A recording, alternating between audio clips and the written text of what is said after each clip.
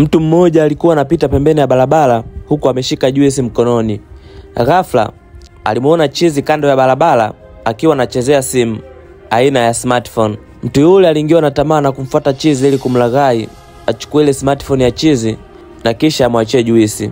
Alifanikiwa, kisha akaondoka zake akamwacha chizi akiwa anaendelea kufurahi na haelewi chochote. Mtu wa pili naye alipita kwenye barabara ile na kumuona ule chizi ameshika juisi na redio. Aliona godoro na kumfuata tena yule chizi na kumwambia kwamba aache kule ile redio, badala yake achukue kile kigodoro na kumwambia kwamba ni mkate awe anang'ata. Chizi alikubali.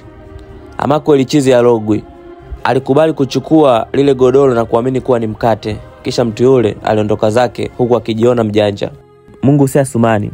Alipita dada mmoja na kumuona yule chizi akiwa ameshika ile juisi ambayo haijafunguliwa na lile godoro akiwa anang'ata. Dada yule alimuonea huruma maana mkononi mwake alikuwa ameshika andazi. Alimfuata yule chizi na kumnyang'anya lile godoro kisha kulitupa na akaanza kumlisha andazi pamoja na ile juisi. Ama kweli chizi anachekesha akiwa atokei kwenu. Hapa tunapata kuona utofauti wa mioyo ya watu.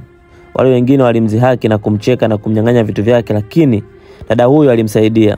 Na hata maandiko matakatifu na vitabu vyote vya dini vinasema ukitenda wema basi utalipwa kwa wema, na ukitenda ubaya basi utalipwa kwa ubaya.